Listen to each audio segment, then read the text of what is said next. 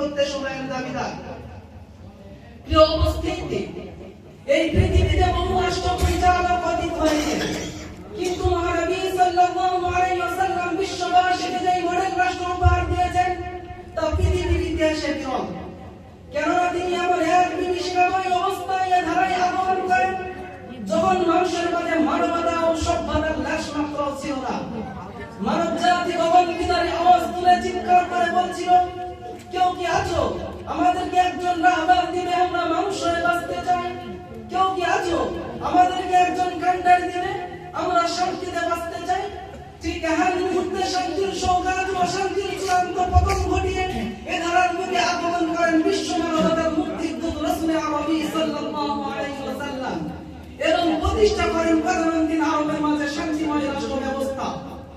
তাই তো দেখা যায় হাঁটি হাঁটি পা পা করে শৈশব কৈশোর পেরিয়ে নবযৌবনে পদার্পণ করে যখন দেখতে পান সমাজের মাঝে অন্যায়, অবিচার, জুলুম, নির্যাতন আরবের লোকগুলোকে প্রায় মানুষরূপী পশুতে পরিণত করেছে, নবী সাল্লাল্লাহু আলাইহি ওয়াসাল্লাম তখন সমাজ থেকে অন্যায় অবিচার দূর করার লক্ষ্যে মাত্র 14 বছর বয়সে হিলফুল ফুজুল নামক সমমূলক সংগঠনে অংশগ্রহণ করেন। তার এই ধার্মিকতায় নবী সাল্লাল্লাহু আলাইহি ওয়াসাল্লাম 40 বছর বয়সে নবুয়ত লাভের পর সমাজ থেকে অন্যায় অবিচার নির্মূল করার লক্ষ্যে এবং পরস্পরে ঐক্য বজায় রাখার উদ্দেশ্যে সুচ্চার কণ্ঠে ঘোষণা করেন, ইয়া আইয়ুহান নাস কুলু লা ইলাহা ইল্লাল্লাহু তুফলিহুন। পরে মানুষ খুঁজে পেয়েছিল মানবতা ও সুশৃঙ্খল সমাজ। সমাজ থেকে শ্রেণী বৈষম্য নির্মূল করার লক্ষ্যে নবী সাল্লাল্লাহু আলাইহি ওয়াসাল্লাম ঘোষণা করেন, ইন্নামাল মুমিনুনা ইখওয়া, আর ঘোষণা করেন আল মুসলিমু আখুল মুসলিম। ফলে মানুষের মাঝে এমন ভ্রাতৃত্ব স্থাপিত হয়েছিল যা পৃথিবীর ইতিহাসে বিরল। শুধু তাই নয়, নবী সাল্লাল্লাহু আলাইহি ওয়াসাল্লাম সকলের জীবনের নিরাপত্তার জন্য ওয়াদা কিসাসের বিধান জারি করে কোরআনের বাণী ঘোষণা করেন, ওয়ালাকুম ফিল কিসাসি হায়াতুন ইয়া উলিল আলবাব। ফলে রাষ্ট্রে পরিণত হয়েছিল নিজুরহীন রাষ্ট্র ব্যবস্থা। শুধু তাই নয়, নবী সাল্লাল্লাহু আলাইহি ওয়াসাল্লাম ব্যবসাকে হালাল এবং সুদকে হারাম করে ঘোষণা করেন, ওয়াহাল্লাল্লাহুল বাই'a ওয়া হারামার রিবা।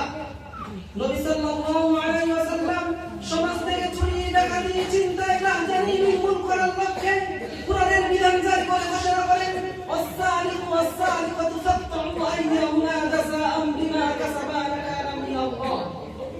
শুধু তাই নয়, নবী সাল্লাল্লাহু আলাইহি ওয়াসাল্লাম জিনা, হজ এবং নারীর ইজ্জত রক্ষার্থে কোরআনের বিধান জারি করে ঘোষণা করেন, আয-যানিয়াতু ওয়াজ-যানি ফাজলিদু কুল্লা ওয়াহিদিন মিনহুমা মিয়াতা জালদা।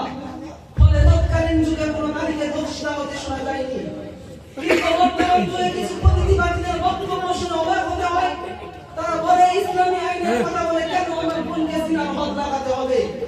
প্রিয় উপস্থিতি, আজ যারা সভ্যতার দাবিদার নারী জাতির গুণী আওরাই সুস্পষ্ট ভাষায় তাদেরকে বলতে চায়, ইতিহাস ঘেঁটে দেখো, যেই যুগে নারী হয়ে জন্মানোটাকে পাপ মনে করা হতো, নারী হয়ে জন্মানোটাকে পাপ মনে করা হতো, নারী হয়ে বেঁচে থাকার ন্যূনতম অধিকার ছিল না, নারী হয়ে জন্মানোর কারণে জীবন পুঁতে ফেলা হতো, সেই যুগে নবী সাল্লাল্লাহু আলাইহি ওয়াসাল্লাম নারীর ইজ্জতকে সুরক্ষা মাকামে আসীন করে ঘোষণা করেন, আল জান্নাতু তাহতা আকদামিল উম্মাহাত।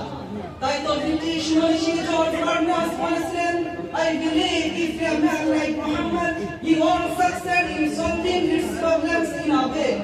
শুধু তাই নয়, যার রাষ্ট্রনীতিতে মুক্ত হয়ে মহাত্মা গান্ধী বলেছিলেন, अगर राष्ट्र में अमानी करना चाहे तो मोहम्मद की हुकूमत इख्तियार करो। প্রিয় উপস্থিতি, আজ যদি আমরা রাষ্ট্রে শান্তি প্রতিষ্ঠা করতে চাই, নবী সাল্লাল্লাহু আলাইহি ওয়াসাল্লামকে আইন মানা ছাড়া বিকল্প কোনো পদ্ধতি নাই। আল্লাহ রাব্বুল আলামিন আমাদেরকে নবী সাল্লাল্লাহু আলাইহি ওয়াসাল্লামকে আইন মেনে নবী সাল্লাল্লাহু আলাইহি ওয়াসাল্লামের প্রদানকে অনুসরণ করে বিশ্বে শান্তি প্রতিষ্ঠা করার তৌফিক দান করুন। নাসরুন মিনাল্লাহি ওয়া ফাতহুন করিব।